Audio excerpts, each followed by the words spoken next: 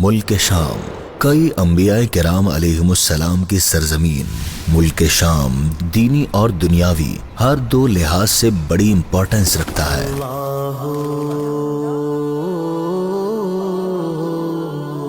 Historians کے مطابق اس ملک کا نام شام رکھے جانے کے کئی ریزنز ہیں۔ ان میں سے ایک یہ ریزن بتایا جاتا ہے کہ یہ نام حضرت نوح علیہ السلام کے بیٹے سام کے نام سے پڑا، کیونکہ یہی وہ پہلے شخص ہیں جو اس زمین پر تشریف لائے۔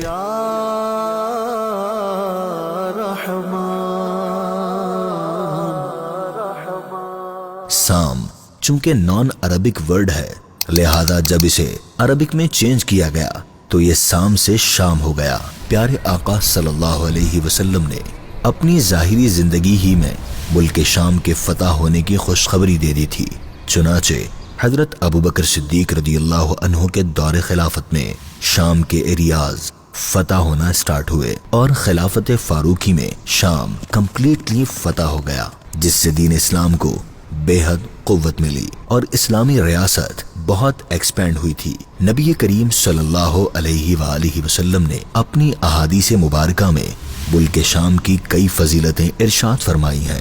حضرت عبداللہ بن عمر رضی اللہ عنہما سے روایت ہے کہ آپ صلی اللہ علیہ وسلم نے دعا کی، اللہم بارک لنا فی شامنا، یعنی اے اللہ ہمارے شام میں برکت دے۔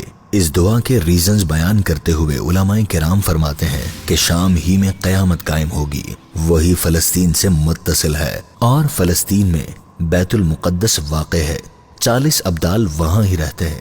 آپ صلی اللہ علیہ وسلم نے فرمایا، ملک شام اللہ پاک کا چنا ہوا شہر ہے اور وہ اپنے چنے ہوئے بندوں کو اس میں جمع فرما دے گا۔ یہ بھی فرمایا، ملک شام کے لیے خوشخبری ہے، بے شک رحمان کے فرشتے اس پر اپنے پر پھیلائے رہتے ہیں۔ حضرت ابن حوالہ رضی اللہ عنہ سے روایت ہے کہ آپ صلی اللہ علیہ وسلم نے ارشاد فرمایا، ان قریب یہ صورت پیش آئے گی کہ تمہارے مختلف لشکر ہو جائیں گے، ایک شام کا لشکر، ایک یمن کا لشکر اور ایک عراق کا لشکر۔ حضرت ابن حوالہ نے عرض کی، یا رسول اللہ صلی اللہ علیہ وسلم، اگر میں یہ کنڈیشن پاؤں تو کس کو اختیار کروں؟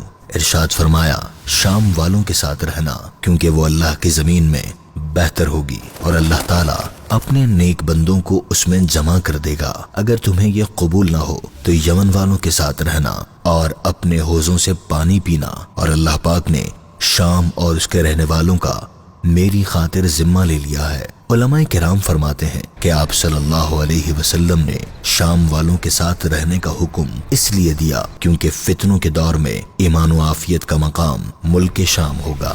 چنانچہ ایک روایت میں ہے، سن لو جب فتنے واقع ہوں تو ایمان ملک شام میں ہوگا۔ FGRF پاکستان میں فلاحی کاموں کے ساتھ ساتھ ملک شام میں بھی ویلفیئر کے کام بہت خوبصورتی سے سر انجام دیتی ہے۔ پچھلے سالوں میں آنے والے زلزلے سے کئی لوگوں کی جانیں گئیں، کئی گھر تباہ ہو گئے، ہزاروں لوگ سڑکوں پر آ گئے، لوگوں کے پاس کھانے پینے کی چیزیں تک نہیں تھی۔ FGRF نے وہاں بھی اپنا کردار ادا کیا، لوگوں میں کھانے پینے اور ضرورت کی چیزیں تقسیم کی گئی، 96 گھر تعمیر کیے جن میں یتیم بچوں اور ان کی فیملیز کو آباد کیا گیا، دارالمدینہ اور مدرسۃ المدینہ بنائے گئے تاکہ بچوں کی دینی و دنیاوی تعلیم کا سلسلہ نہ رکے۔ اسی طرح ہزاروں گھروں کی تعمیر ہمارے پلان کا حصہ ہے جس کا آغاز ہو چکا ہے۔ آپ چاہیں تو آپ بھی ملک شام میں ہونے والے فلاحی کاموں میں ہمارا ساتھ دے سکتے ہیں۔ اللہ پاک ملک شام کے اہل ایمان کی مدد فرمائے، ان کی مشکلات کو دور فرمائے، ان سے ہر شر کو دور فرمائے اور ہمیں اپنی استطاعت کے مطابق ان کا ساتھ دینے اور ان کی مدد کرنے کی توفیق عطا فرمائے۔